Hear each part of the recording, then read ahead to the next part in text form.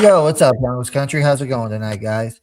We're here today to talk about the Super Bowl yesterday against the Seahawks and the Patriots, and a couple other things we want to touch base on today, and just some stuff that's been kind of said today that I want to get into, and want to get your guys' thoughts on this. But if you guys could please like, comment, subscribe on this video. Also hit that bell notification so you know when we go live.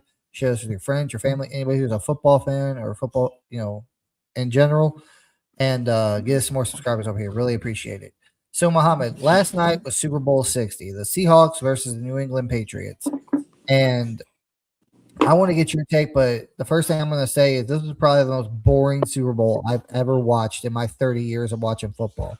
But what's your take on it? I agree, Eddie. It was pretty boring. I think most of the country expected the Seahawks to win because the Patriots had no business being in the Super Bowl. They had a vanilla schedule. We should have won against them. We should have been in the Super Bowl. And while I was watching the game, I kept thinking about the Broncos being there and what it would be like. It'll be more entertaining for everyone watching the game, honestly. And we could have won the game.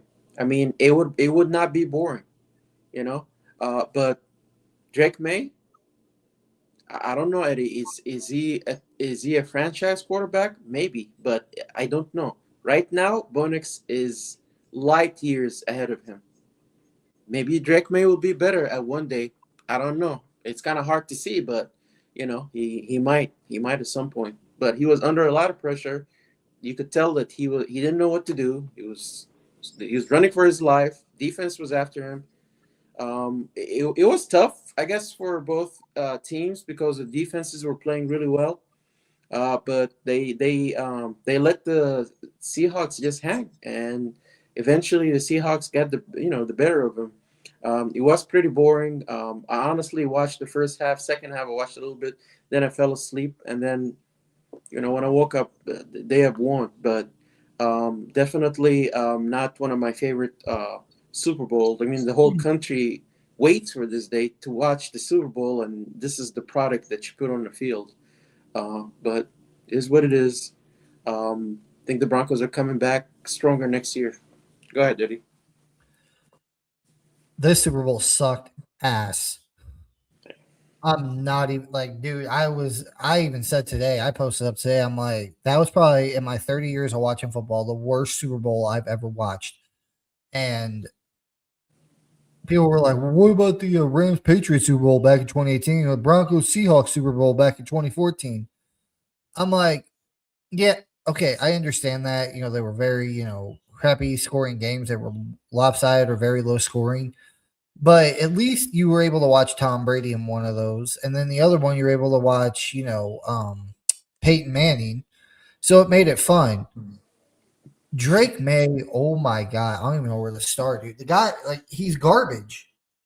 Like, I don't get why people thought this guy was good. Like you said though, Muhammad, maybe in a few years he can be good. Yeah. Maybe. I don't know. I mean, Sam Darnold was a third overall pick in the 2018 draft, and it took him, 6 years, 7 years to win the Super Bowl? So, but he had to jump from team to team. Like, I think Sam Darnold was on his 15 team with the Seahawks. He was with the Jets, then he was with the Panthers, then I think he was with the 49ers, and the Vikings. Yeah. Always with the, Seattle Seahawks. But dude, that game was just horrific. Like I thought the game started at 6, but I was right about that. But it started at 6 Eastern time, and I'm in Mountain time, so I missed like the whole first quarter. Oh no! I don't know why. I had a blonde moment last night. I felt like I was still living on the East Coast, I guess. So I kind of missed the first. Eddie, anytime you want to switch, you come to the East Coast. I'm good. Yeah. Nah, I'm good because living out here in the Mountain time area, man, it's nice because the games are over by 9. I ain't gotta stay up until midnight watching the damn game. But with that said, so I missed the entire first quarter. Whenever I turned it on, I think it was like 6-0 or something like that, and they were just getting ready to kick the field goal to go up 9-0. But my God, dude, Drake May was freaking awful, and Sam Darnold wasn't no better, but he was better than Drake May. Okay. Sam Darnold didn't have a single turnover. That was the big key. Sam Experience. Darnold did not turn the ball over. Yeah. May, he turned it over what, 3 times, I think, and got But sacked Eddie, 6 times. did you hear that while they were playing the Broncos, I guess a couple of weeks ago, at one point Drake May was just sitting and Josh McDaniel had to come and talk to him. He was telling him that this is hard. The game is hard. It's cold. Like he was just about to just give up. So his OC had to tell him, I know it's hard, but if we win, it's gonna be worth it. And he had to like talk him up. You don't need to do that with Bo Nix.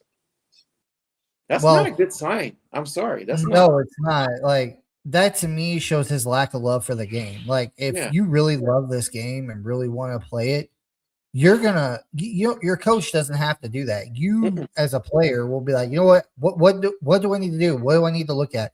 What can I change to get better? If you're just sitting over there on the sidelines moping like Paxton Lynch did, like, this game is not for you. But I don't know. I kind of want to see Drake May succeed because I like watching young quarterbacks, play good. Unless, of course, it's the Chiefs, Chargers, or Raiders. But it just, dude, he was bad. Like, he's been bad the entire playoffs. Yeah. Like, you faced a Chargers team. Honestly, like, I don't even know what people saw in the Chargers this year, to be honest with you. Yeah, they were second in the division, but they were not good. Like, Justin Herbert he's just not good. Like, he's good in the regular season, but when it comes playoff time, and people are like, well, he didn't have an offense. Dude, he's made the play. I think this is like his 3rd time making the playoffs, and every single time he gets in there, he just sucks. Like, Justin Herbert, I'm sorry, you were playing the Chargers. They're not really all that good. Then you play the Houston Texans, who I will admit they had the best defense in the league, leading into the playoffs. But CJ Stroud, like, I don't know what's going on with him either, man. Like, his rookie year, he was great. Last year, not so much. This year, he was not great at all, and had 4 turnovers, I believe, in the Patriots-Texans game. So you basically, easy win against the Chargers. Like, people are like, well, Chargers. No, Justin Herbert's not that guy. I'm sorry. When it comes to the playoffs, Justin Herbert's not that guy. And you guys know I don't trust the Harbaugh brothers. I don't, like, one of them got fired, and the other one, the one that won a Super Bowl, 13 years ago, got fired this offseason. I don't trust in the Harbaugh brothers. I don't. I mean, think about it. John Harbaugh, or was it Jim Harbaugh? I'm sorry. Had Lamar Jackson for the last 7 years and couldn't do crap. Missed the playoffs entirely this year. I think that window is closed, Eddie. They can bring whoever coach they want. I'm sorry. Well, I'm just saying, like, I don't trust the Harbaugh brothers. So the Chargers, I'm not really that. They're solid, but they're not a good team or a great team. So easy win right there for the Patriots. Then you get CJ Stroud. I mean, you got the best defense in the league, and that game was very low scoring. I can't remember the exact score, but I know it wasn't more than 2 touchdowns the Patriots got, and they won that game. CJ Stroud turned the ball over 4 times.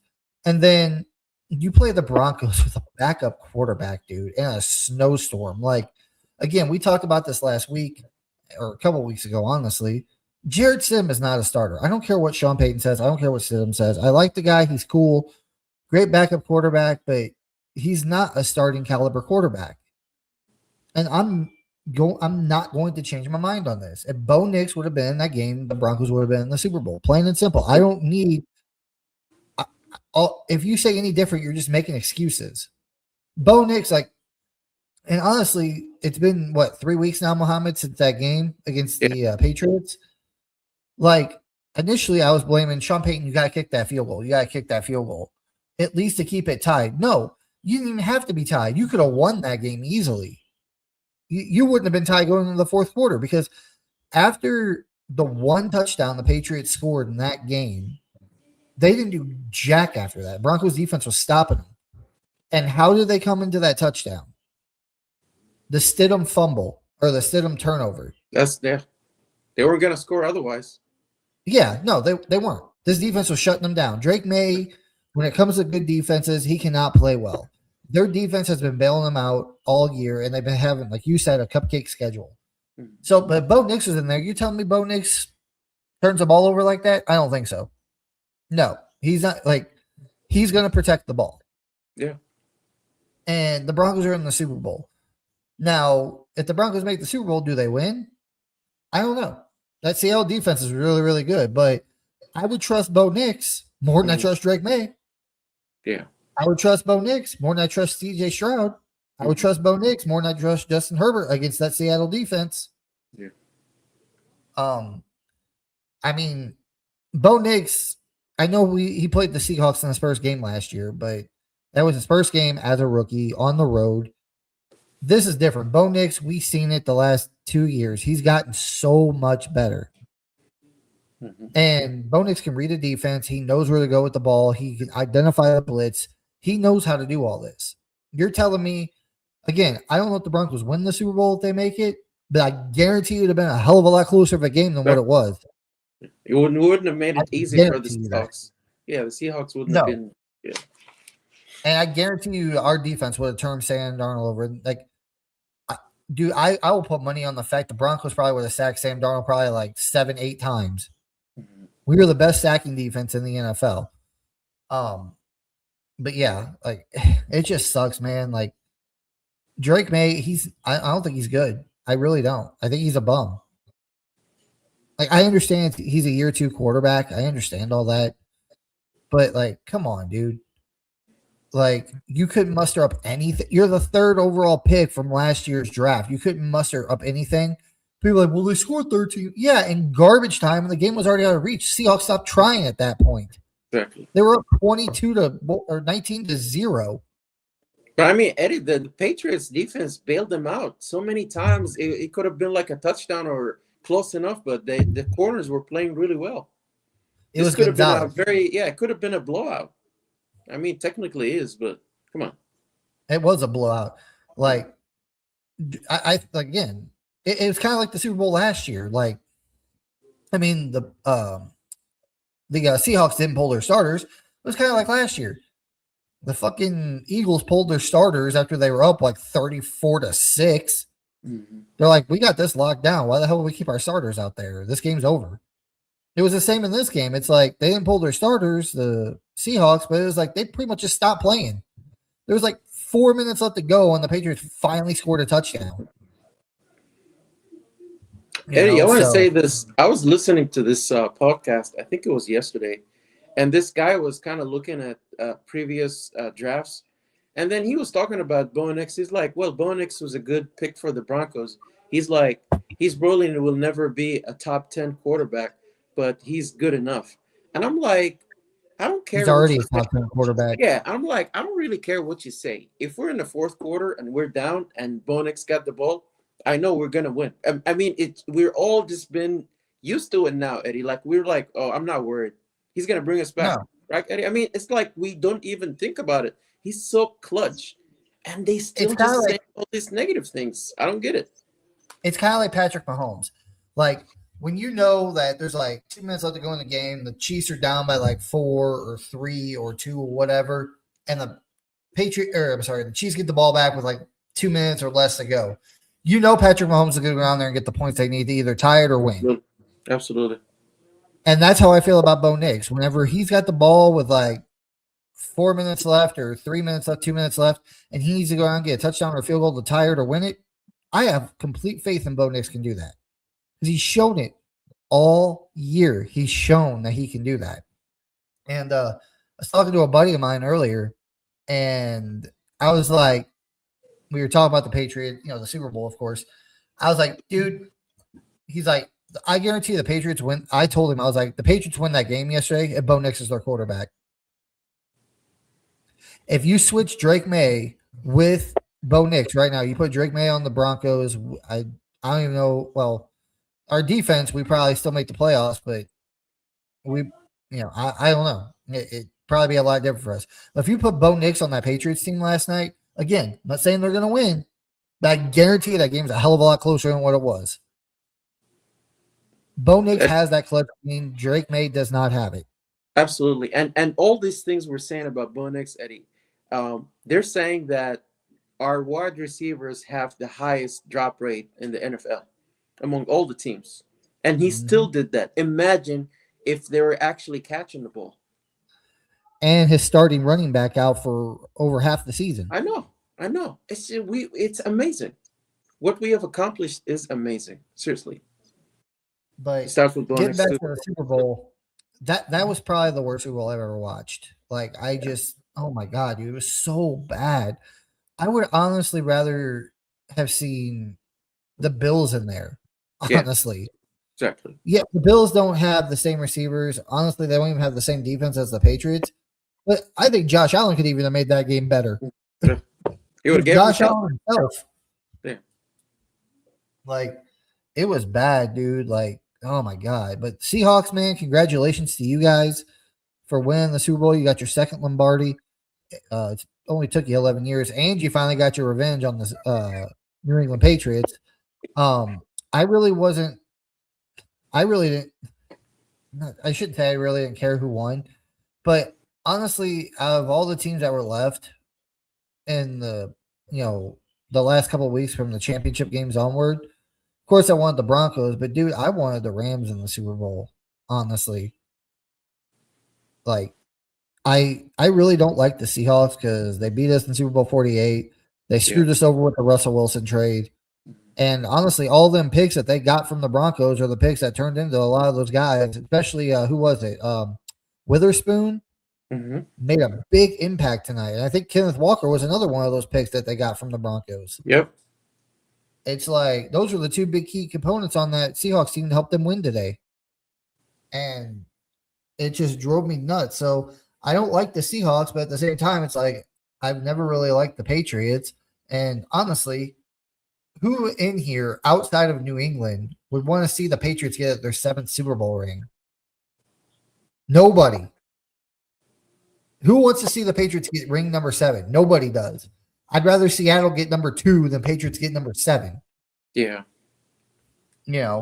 So, but now going like Seattle next year, of course, they're going to have a first place schedule, since they won the Super Bowl. And next year, we're really going to see what Drake May's made of. I think I'd say he's a bust. I think he's a bum. But next year will be the year 3 for Drake May. And they're going to have a first place schedule next year. You know that. They made it to the Super Bowl. Granted, they lost, but their schedule is going to be even harder than it was this year. Because think about it, Muhammad, 2024, Patriots only won 4 games. So they had a really, really, really, really easy schedule this year. Facing a bunch of backup quarterbacks, facing bum-ass teams. Now they're going to have a first-place schedule. Do they make the playoffs next year, Muhammad? I'm asking you. Do you think the Patriots make the playoffs next year? I don't know, Eddie. All I'm saying is this football, the game that we love has this mental aspect to it for a quarterback. You have to be really strong mentally to move on to the next play, because it is going to get hard. You're going to be, the pass rush is going to be coming. You're going to get sacked. You're going to throw interceptions. You're going to have to be able to move on from that and think about the next play. You can't say, oh, it's too hard. I don't know what to do. Please come and motivate me. Yeah. I don't know. Bo Nix does not need that. No, they he can doesn't. say whatever they want to say about Bo Nix. He does not need that. He's actually going to go on the sideline and yell at Sean Payton is what he's going to do. That's what he's going to do. He's got the clutch gene, too. That's something you cannot teach. Either you have it or you don't. Absolutely, yeah. And Bo Nix has it. Drake May, maybe, but we didn't see it this year. Nope. Like, we'll have to wait until next year to see if he, has it or not. But if next year goes by and Drake May doesn't have that clutch gene, you're going to know quick. That's why we need to help him, Eddie. We need to help Bo Nix. And I know this is what we're going to be talking about next, but I mean, yeah. But anyway, I also wanted to touch on the fact that this Super Bowl, like I said, was just cheeks to me. Like, oh my God. That first half of the Super Bowl was just terrible. It wasn't until the second half the teams really, really started taking off. And this, honestly, this kind of gives me a little bit of hope, Muhammad. I want to get your take on this real quick. This kind of gives me hope. Like, I've told you before, I'm a defensive guy. The whole reason why I got into football as a kid and why I love watching it, I mean, in the past like 7-8 years, it hasn't really been that way because the rules are really, scored towards the offense now, and defense is like almost impossible to play. But I love watching the hard hits. That's my favorite thing about football. Me too. I know they say defense wins championships, but think about it. Think about all the teams in the playoffs this year. They're all very, very good defensively. Is it possible that defense is coming back into the NFL? Like defense is going to start reigning over the NFL. Like the last 7-8 years, it's been the offense. Is it possible that defense is making its comeback in the NFL? Absolutely, Eddie. It's already happening. We see it. I mean, we won a lot of games, but the defense absolutely helped us. Bo Nix and the defense. You could see it on the Super Bowl. Both teams that actually made it had really good defenses, Eddie. Mm-hmm. And that's why the game was really low in the beginning because of the defenses. They are not going to let you score. So absolutely. I mean, I know that the game has changed, Eddie, but I always believe that you play good defense, run the ball. I don't care about the stats with the, especially in the playoffs, right? Run the ball, play really good defense, take shots every now and then, and you can win a lot of games doing that. Yeah, but I agree, but it's like at the same time, it's like, like the rules for the NFL now are nothing more than to protect the quarterback. Mm-hmm. It's all about protecting the quarterback. Because I remember a few years ago, I've told you this, Muhammad, is that people come to watch the star quarterback. They want to see the star players, and every single team, the biggest star player on each team is the quarterback. And on some teams, not every team. But they want to see offense. They want to see a lot of points scored. They want to see their star quarterback out there throwing the ball downfield. That's just not me. Like, I could care less if the games are a little scoring. If it was like 17-13, 10-7, I love watching the quarterback just get annihilated by the defense. I love watching interceptions happen, sacks happen. I love that stuff. And this year, dude, like, who in their right mind before the start of the season would have been like, yeah, your two quarterbacks in the Super Bowl are going to be Sam Darnold and Drake May. No one thought that was going to happen. They'd be like, get out of here with that stuff. Like, what? Are you high? Yeah. Like, are you smoking something? Like, but it's true. Like, Sam Darnold, 7 years later, finally gets a chip. And that's my thing. It's like, and this is the other thing I wanted to touch on. We talked about this a while ago too, Muhammad. Like this season, as early as this season, I was talking about. I think all teams should go offensive-minded head coaches because this league is trending so far towards offense, and the rules are so heavily favored for the offense that I was like, the last defensive-minded head coach to win a Super Bowl was Bill Belichick, who's won 6 of them, who's probably honestly the best coach in the NFL ever, and that was back in 2018. That was like 8 years ago. Well, guess what? This year's Super Bowl, you had 2 defensive-minded head coaches in the Super Bowl, Vrabel and Mike McDonald. And a defensive guy won it this year. That's why I'm thinking maybe this league's starting to trend back towards defense. I would love that. I really would. Because you're right, Muhammad. The easiest way to win games is to play defense and run the ball. And I know they say a lot of the times that, the best defense a team can have is their offense. Their offense stays on the field and just keeps chewing the clock, and controlling time of possession. But how do you do that? By running the ball. It's very rare for, teams to be a big throwing team and they're going to win a lot. It's usually teams that play defense and run the ball. Because if you could shut down the other team, turnover, and get turnovers, and your offense can score some points and chew up clock. Your offense can chew up clock. That puts a lot more,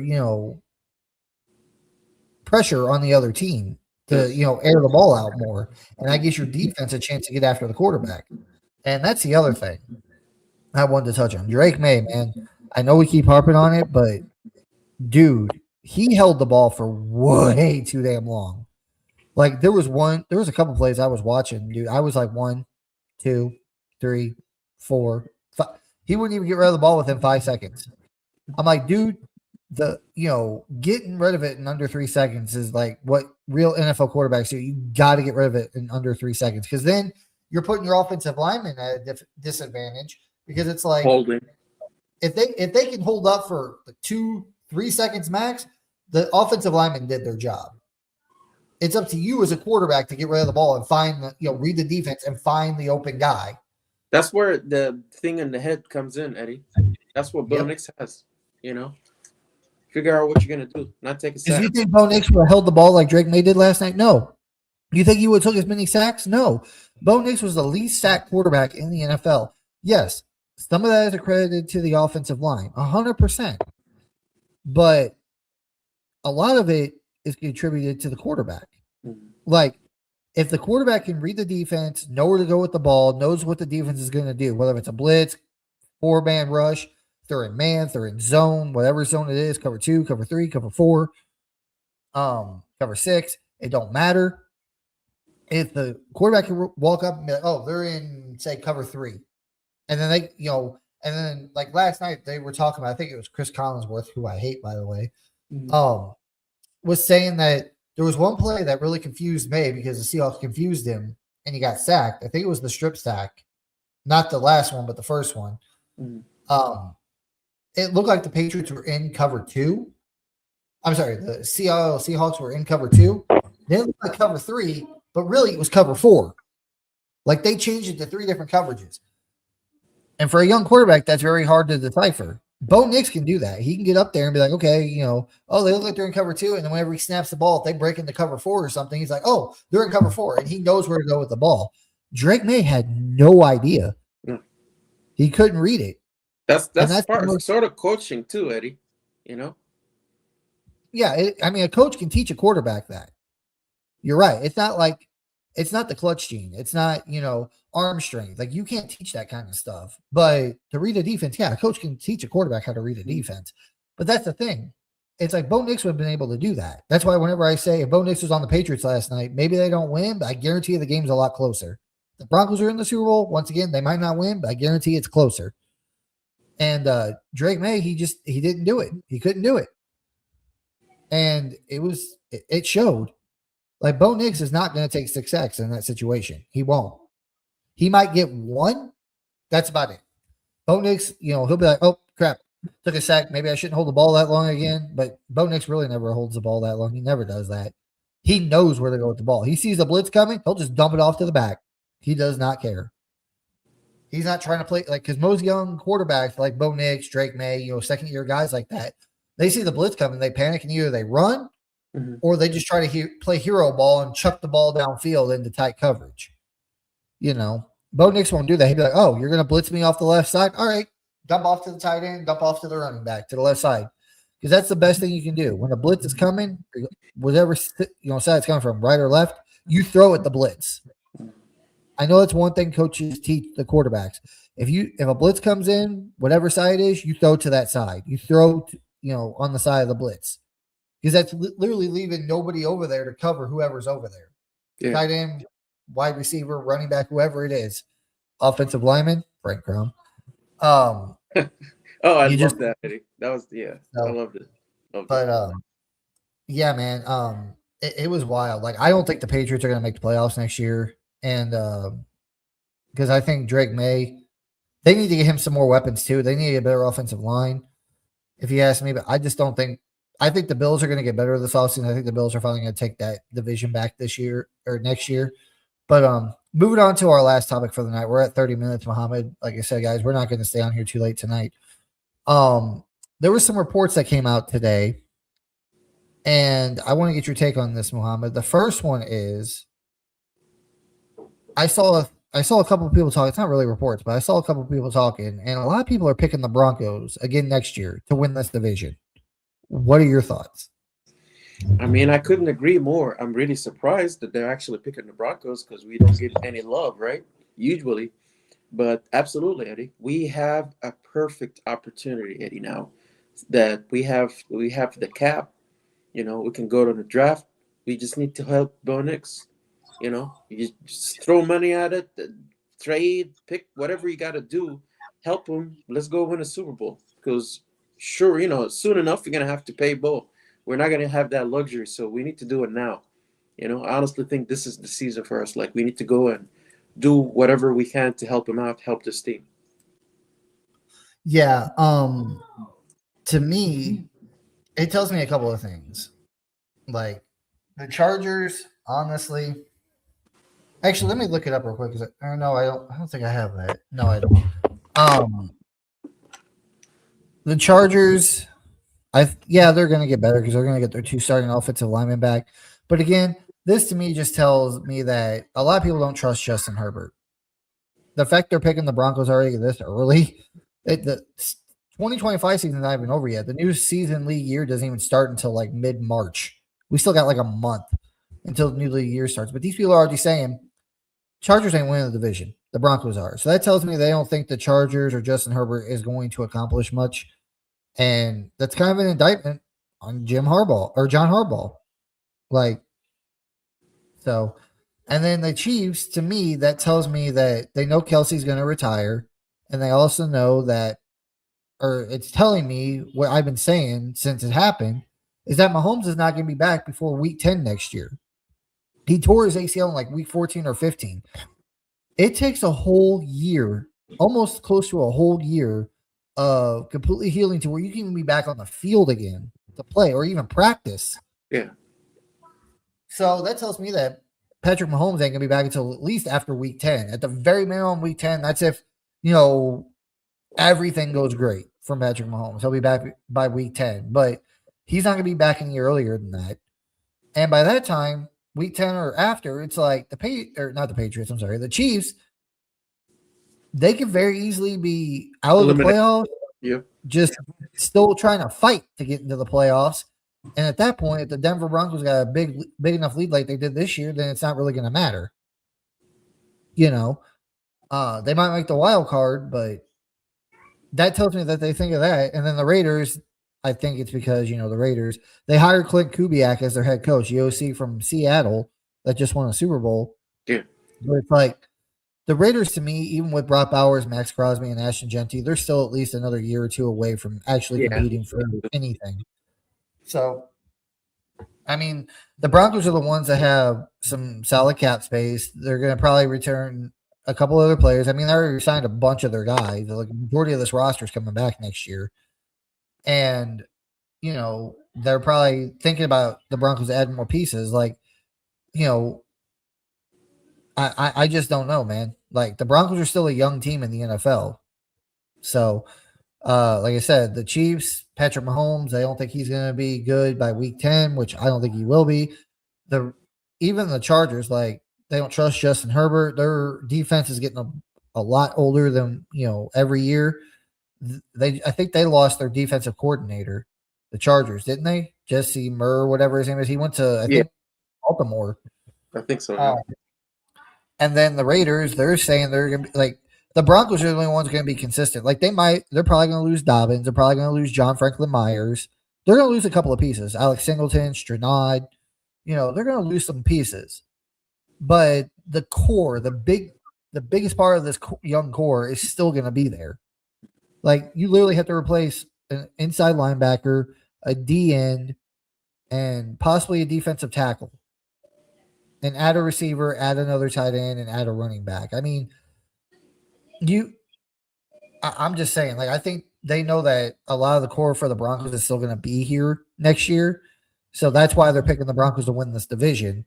And the other teams are, Patrick Mahomes, like I said, the Chargers, like I said, and the Raiders, like I said. Like, I think the Broncos are the most consistent, that they're like, hey, this is a team that's going to be the most consistent. A lot of their players are returning. They didn't lose any coaches outside of, Lombardi, who they fired. And they lost another one too, didn't they? Who else did they lose on the coaching staff, the Broncos? Jim Leonard, sorry. Leonard, yeah. But they still got their DC, continuity there. Sean Payton, the offensive play caller, and Davis Webb staying to help with Bo Nix. There's continuity there. A lot of the players are returning. And I think that's why. Now, let's get into the last thing here, Mohammed, before we get out of here tonight. Now, there was a couple of comments in a report I saw earlier that, the Broncos, I think, have like 30-something million in cap space going into this offseason. And one of the biggest names, and he just won a Super Bowl, that's going to be on the free agency market that the Broncos probably do need that position, is running back. Kenneth Walker. Now, Seattle's got the fourth most cap space in the NFL. How they just won the Super Bowl and have that much cap space, I have no freaking idea how that's possible. But he's on a massive contract. He just won the Super Bowl. He was the Super Bowl MVP. But the Broncos can, if it's possible. Would you be willing to pay Kenneth Walker what he wants to bring him to Denver? I have some reservation about that, Eddie. I mean, I know what kind of running back he is, but I think it's a little bit hyped because he just won the Super Bowl and he's the MVP and all that. I'm willing if it's reasonable because there's still some good running backs out there, that can actually do what we need them to do. It's actually to help RG Harvey. But I mean, if it's something that both parties can agree on, I mean, oh my God, why not? Him and RG Harvey by committee, yeah, that'd be absolutely fine for me, Eddie. And that's the thing too. Kenneth Walker is that power back. He's the guy that can. I mean, Harvey can do it too. Like they both can easily pick up, the hard yards when need be. But I would honestly say Harvey's probably better at, catching the ball out of the backfield. Like if you watch Harvey this entire year, what was the one thing that really popped out to you about Harvey? Not, I mean, some people probably would say, him picking up the tough yardage on the ground, but him out of the backfield catching the ball, he became like a security blanket for Bo Nix. Yeah. So I don't know, man. Like I agree, it depends on the cost, but honestly, the Seattle Seahawks have a lot of cap space. If it becomes a bidding war between us and a team he's already been with and just won a Super Bowl with, and they can offer him more money, he's not leaving Seattle. Yeah. He's not. He's going to stay there and try to run it back with him next year. So, as much as I would love to have Kenneth Walker in a Broncos uniform, I just personally don't think I would love it. It'd be great. It'd be awesome. I just don't think it's possible. I don't think it's going to happen. I'll take Breece Hall if that happens, Eddie. I mean,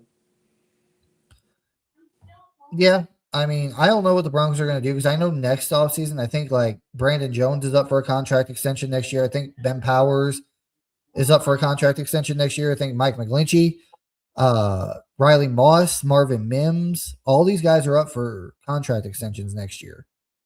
And then a year after that, that's when you're going to have to start, looking to pay Bo Nix. So, I don't know what they're going to do. Like they might not even do anything in free agency this year. They might just completely rely on the draft. I mean, they might sign a couple of guys out of free agency, but they're not going to be high value, high price players. They're going to try to conserve some of that money because they've already paid a lot of guys. Like, we talked about it last week. They paid like 7 or 8 guys over the past 2 years, so they might be conservative in free agency this year. Now the draft, might be where they get wild. They might, draft everything they need. They might bring in a couple of backups, in free agency, but like defensive end, defensive tackle, inside linebacker, and wide receiver 1, and running back. I mean, they might just go into free agency. Honestly, if there's one position I could see them going into free agency and get and maybe spend a little bit of money on is another running back.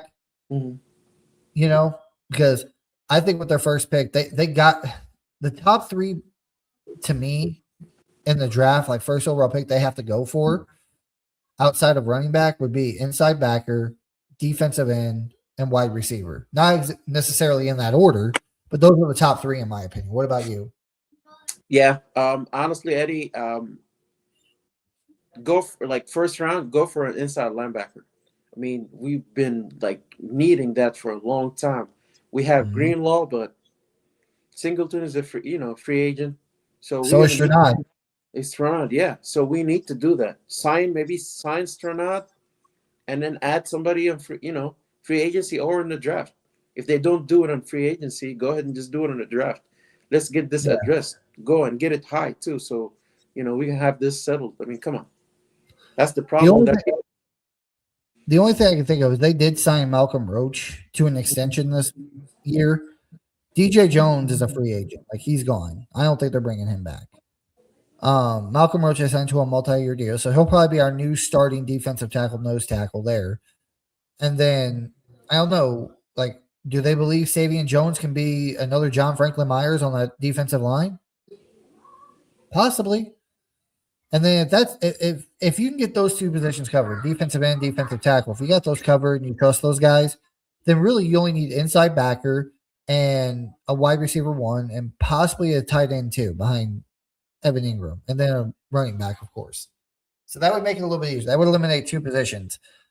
Or even wide receiver one could be off the table too, like depending on what Pat Bryant does. Like if Pat Bryant could turn into a wide receiver one, or hell, even Troy Franklin. Yeah. He's like 6'3", dude. He could be a wide receiver one. Pat Bryant could be a wide receiver one. Like, I don't know what they're going to do. I know Sutton will probably be here next year, but after next year, I don't think Sutton will be here after that. Like, could Troy Franklin, Pat Bryant, could Xavier Jones, can, who did I say? Malcolm Roach. Can these guys be the next starters? But I mean, Eddie, honestly, the wide receivers, this draft, I've been actually looking into the draft. It's pretty deep as far as the wide receiver. So if we don't want a linebacker, we could go ahead like on the first round, get a wide receiver, or we could trade back. You know, we could always just trade back and, you know. I see. I'm having a little trouble with that because they already got a bunch of wide receivers on this team they like. They got Sutton, who I know is 30 now. They got Troy Franklin, who's got all that chemistry in the world with Bo Nix, and he's pretty good. You drafted Pat Bryant last year, who's like a 6'4", you know, big body wide receiver like Cortland Sutton. He's there. They just drafted him. And you got Marvin Mims. Now, Marvin Mims is more of a special team, you know, not a scat back. Why am I thinking of myself? That speedster, that gadget guy. Like, they got three receivers that are big body wide receivers and Franklin Sutton and Pat Bryant. Like, I don't like Sutton's getting up there in age. Both Pat Bryant and Troy Franklin are both on rookie deals, are young guys. If one of those guys step up in training camp next year in preseason, they could be our wide receiver one. Then we got that solidified. We ain't got to worry about it. I mean, Eddie, my thing is we could definitely go ahead, like, let's say, forget about draft. Let's say in free agents, we could go ahead and sign a wide receiver, maybe a wide receiver one, maybe trade for one. The problem is the drops. That's what scares me because it was just too much. I know they fired the wide receiver coach. Maybe that's going to help a little bit, but I don't know what's going on with this issue. You know, we need a receiver that we could trust that in like a clutch time he's gonna. Because Cortland Sutton did have some drops in critical moments, Eddie. I mean, he did. He really pissed me off with that stuff. And then he'll make the craziest catch. You'd be like, oh my God, how did he even catch that? So I don't know. It's just not consistent. I think Troy Franklin, I think he got a little bit better this year with drop pass. I'm not saying he didn't have any. He had some this year, of course. But whenever they talk about the Broncos having the highest drop rate of receivers this year, they mean the wide receiver group as a whole. I think Franklin was probably the most consistent. Like, yes, he still had drops. But I think, well, I shouldn't say. I think Marvin Mims was the best at catching the ball. Like, he would catch everything that came to him. Yeah. He very rarely dropped the ball. Then next in line, I would say it was probably Troy Franklin was the second best. You know, he still had some drops, but, you know, a lot of the times the ball coming to him, he would catch it. Pat Bryant, he was a little bit worse, in my opinion. I think it's because he was a rookie. He didn't really get a whole lot of playing time because, you know, Mims, Franklin, and Sutton were all in front of him. And Sutton, you're right, he was the worst one. Most of the easy, it was so crazy and baffling to me. It's like all these hard catches, the guy would be literally fucking like just hung on Sutton like this. He'd be draped over him like this. Sutton would come down with the catch. But if he's like coming across the middle wide open, nobody within 5 yards of him, it's like hits him in the hands, hits the ground. You're like, and you could tell that he's like, you know, I cannot believe I dropped. It's like, yeah, we can't believe it neither, Sutton. Come on. It was wild. So I think if you want to know my personal preference, if I had to guess, I'm not saying that's going to happen, but if I had to guess right now, if the Broncos decide not to go wide receiver at all this year, free agency or the draft, because Sean believes that one of these receivers, young guys, Pat Bryant or Troy Franklin, could be their wide receiver one. If I had to pick out of those two next year, I'm just talking about next year, that could be the one that actually takes that mantle to be wide receiver one next year, that actually takes it, and I can see actually happening to, would be Troy Franklin. Because I think he got better this season with the drops compared to last year, his rookie year, and that chemistry with Bo Nix. I think that he'll be the first one to become wide receiver one.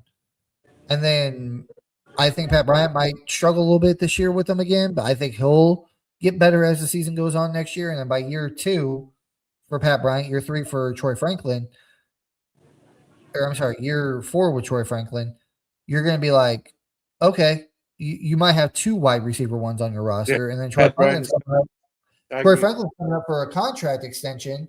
So is Bo Nix. You might have to make a hard decision. They're like, hey, do we want to keep Franklin or do we want to keep Bo Nix? And if Pat Bryant's starting to become a wide receiver one, you're like, all right, Franklin, thank you for everything. He might just go out in free agency or they might trade him.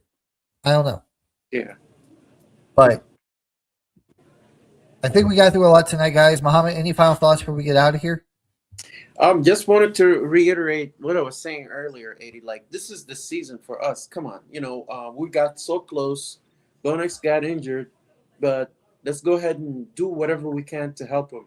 Help this team as all, like help the defense, maybe get an inside linebacker, trade for one, and then go ahead and help Bo Nix, give him weapons, give him tight ends, running backs, wide receivers, whatever we got to do to make his life easier. Yeah. The Broncos will be back next year with a vengeance. I'm telling you that right now. Bo Nix, he's going to come back next year and he's going to be pissed off. Yes. He knows if he was in that game against the Patriots, the Broncos win that and they could possibly win the Super Bowl. So I think Bo Nix is going to be hungry. I think he's going to be pissed. He's going to come back with a freaking vengeance next year, and the Broncos are going to play like with their hair on fire.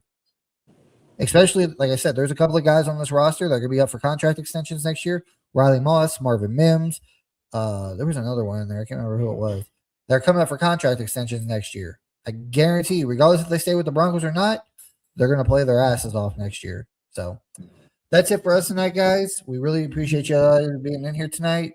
We'll be back next week, and we'll really start getting into the offseason stuff. Me and Muhammad will be going through like free agency, the draft, going over discussing what we think the Broncos are going to do. But until then, appreciate you guys. If you guys could like, comment, subscribe on this video. Also hit that bell notification so you know when we go live. Muhammad, see you next week, brother. All right. Hey, you take care, man. You too, man. Peace.